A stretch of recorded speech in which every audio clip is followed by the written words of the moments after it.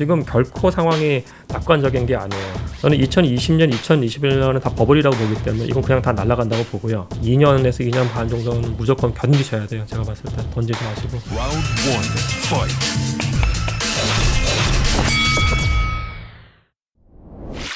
안녕하세요. 박종훈의 경제한방입니다. 지난해 하반기에 이 부동산 트렌드 2022를 내면서 시장 하락을 경고하셨던 하버드대 박사, 서울대 김경민 교수님이 이번에는 부동산 트렌드 2023을 내셨습니다. 내년은 어떻게 보고 어떻게 준비해야 될지 말씀을 들어보기 위해서 이렇게 모셨습니다. 안녕하세요. 네, 안녕하세요. 네. 아마 지난해 책 내시고 뭐 이렇게 집값이 좋은데 무슨 하락이냐라는 말씀 혹시 들으셨을지 모르겠습니다만 지금은 완전히 분위기가 바뀌지 않았나 싶습니다. 어떻게 좀 이 차이점이 있다면 어떻습니까? 지난해요? 네. 뭐 그냥 여담이면 지난해 책 냈을 때는 뭐 욕은 있는 용 다 먹었고요, 사실은. 네. 근데 올해는 사람들이 체감하는 게 바뀐 것 같아요. 빅데이터나 분석을 봤을 때 사실은 아파트 가격이 꺾인 거는 작년 9, 10, 11월 달에 다 꺾였어요. 그러니까 본인이 사시는 동네의 동일 평형대 아파트의 가격을 보시면은 대부분이 90, 11월 달에 다 꺾였어요. 그 다음부터 쭉 내려간 건데 우리가 지금 1년 늦게 한 거예요, 사실은요. 어떻게 보면은. 근데 이제 물론 분위기가 바뀐 거에 결정적인 요인은 이제 기준금리라든지 이런 거 상승하면서 유동성이 잡힌 것도 있죠. 그래서 이 경기 상황이 작년하고 지나치게 다르다는 점이 하나가 특징이고요. 두 번째는 이제 이 부동산에서 항상 얘기가 나오는 게 사람들이 늦게 체감한다는 거. 그게 또 나타난 것 같아요. 예. 앞으로에 대한 걱정이 굉장히 많은 상황인 것 같은데 앞으로 2023년 집값 어떻게 보십니까? 지금 하락이 시작됐고 지속적으로 하락할 거죠. 근데 여기서 이제 지나치게 뭐 약간의 좋은 뉴스에 좀 휩쓸리면 안 될 것 같고요. 가장 큰 건 경기 펀더멘털이 이제 어떻게 변화하느냐인데 이거는 아직도 기준금리를 다 멈춘 게 아니잖아요, 사실은. 그리고 이창용 하는 청재도 말씀하셨습니다만은 미국 기준금리를 우선은 주로 봐야 되는 상황이기 때문에 이 미국 기준금리가 얼마까지 올리고 멈출 것인가, 그리고 이제 미국의 인플레이션이 어떻게 될 것인가를 우리가 계속 봐야 될 것 같아요. 예. 네. 그래서 그러면 결국은 금리가 어떻게 되느냐, 그건 인플레이션에 달려 있고 인플레이션에 대한 전망을 잘 해야 결국 집값에 대한 전망도 할 수 있는 그런 상황이 됐다, 이렇게 볼 수 있는 건가요? 그렇죠. 이게 사실은 유동성이 워낙에 큰 거여서, 그러니까 2020년하고 2021년 경우에 그 코로나 때문에 솔직히 체감 경기 안 좋았잖아요. 근데 유동성이 엄청 풀리면서 그게 자산에 다 갔거든요. 주식, 뭐 코인, 부동산 마찬가지고요. 그게 지금 다 회수되는 과정이라고 보셔야 될 것 같아요. 기준금리가 올라가면서. 예. 네. 근데 인플레이션에 대해서는 좀 다르게 말씀하시는 분들도 있잖아요. 물가가 올라봐라, 그러면 건축 관련 비용도 다 올라가고 그러니까 집값도 다 올라갈 것이다, 이렇게 보시는 분들도 있는데 그게 맞죠. 정부가 개입하지 않는다고 하면은 인플레이션에 왔을 때 가장 좋은 투자처는 부동산이에요. 부동산을 따라갈 수가 없어요. 부동산은 지금 그래서 월세가 올라가는 것들은 전 세계적인 공용된 그 현상입니다. 뉴욕, 뭐 파리, 런던에 친구 있으면 물어보세요. 다 월세 폭등에다가 다 얘기하고 있고 월세 폭등은 아직 안 끝났어요. 그러니까 인플레이션이 오면은 월세 가격이 올라가기 때문에 부동산은 되게 좋은 투자처인데, 다만 이게 인플레이션이 왔을 때 경기 전반이 안 좋기 때문에 기준금리를 올려버리는 거죠.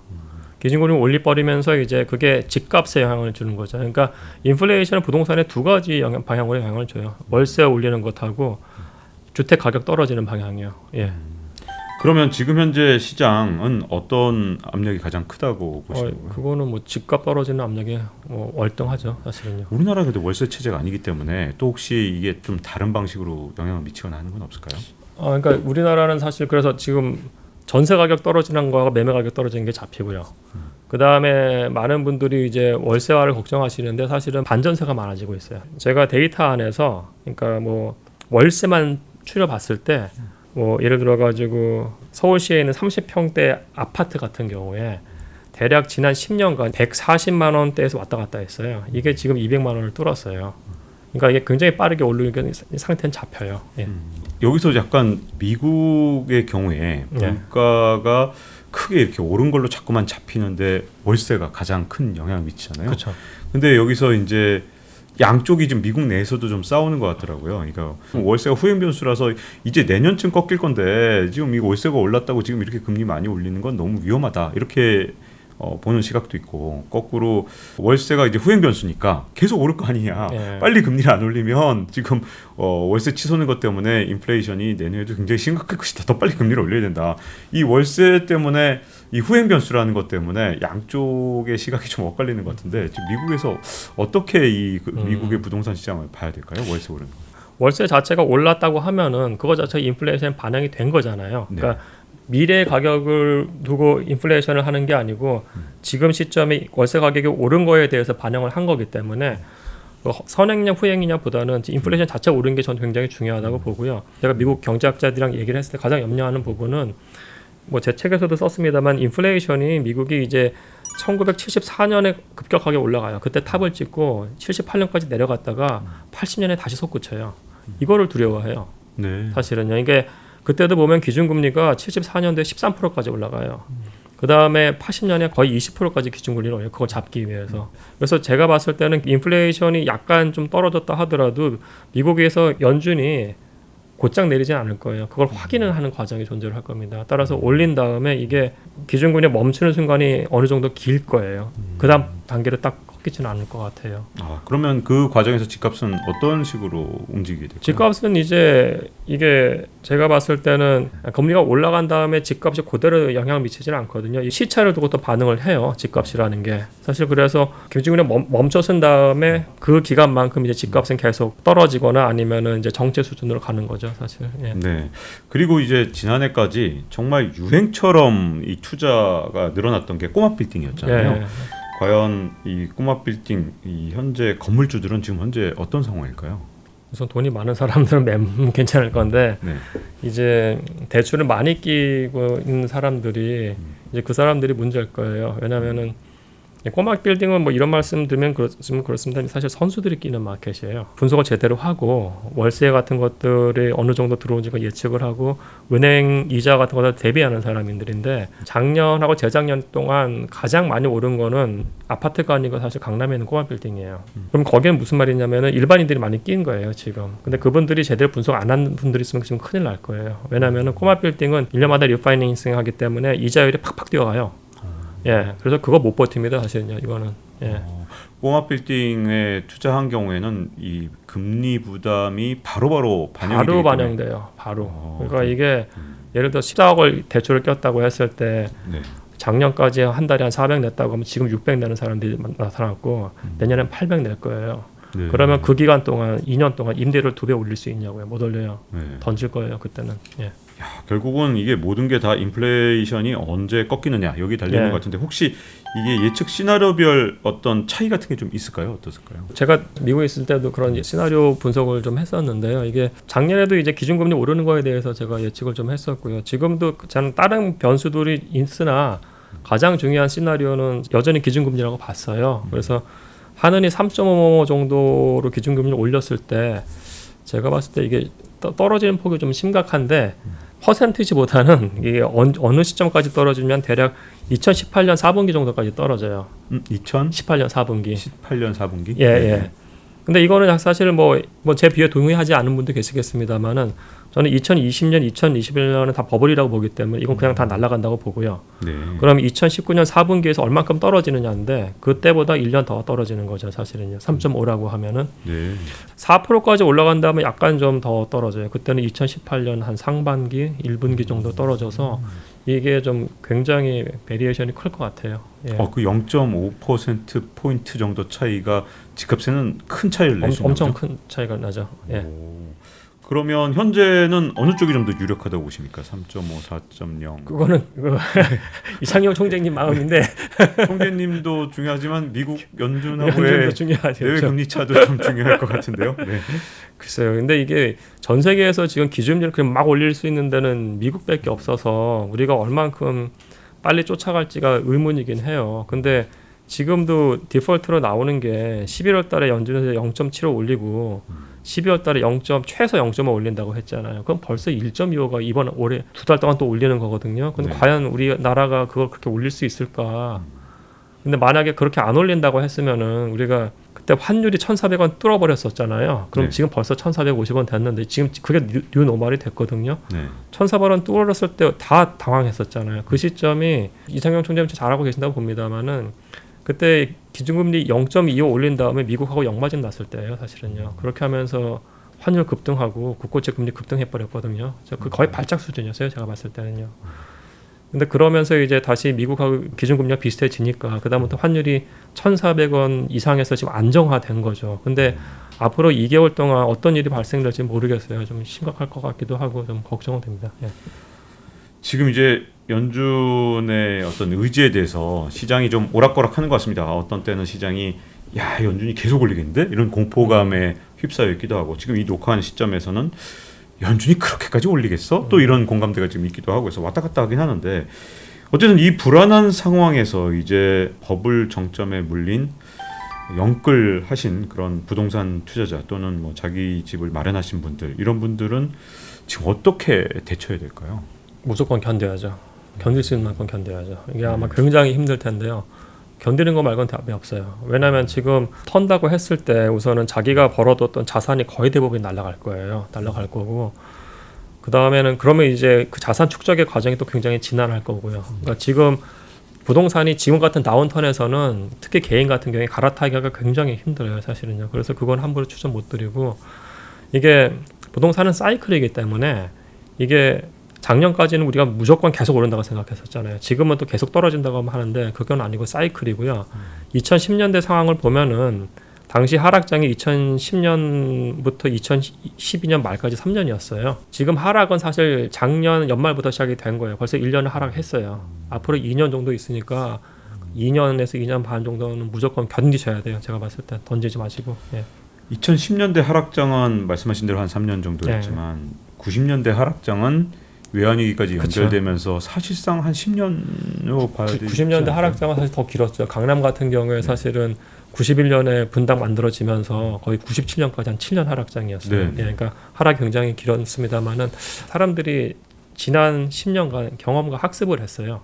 그러니까 부동산에 대해서 이렇게 관심 있는 적은 없었기 때문에 어쩌면 하락장이 짧을 수도 있을 것 같고 정체 기간이 짧을 수도 있을 것 같아서 이건 진짜 완전히 미래에 대해서는 어떻게 바라볼지 모르겠습니다만은 제가 드릴 수 있는 조언은 무조건 견뎌야 할 것 같아요. 예. 자 그런데 이제 견뎌야 된다. 그런데 문제는 이제 많은 분들이 정리할 때 소위 뭐 똑똑한 한 채는 남겨라 이런 말도 예, 있고 여러 가지 뭐 이 부동산에 대한 대응책에 대해서 이렇게 떠도는 말들이 되게 많잖아요.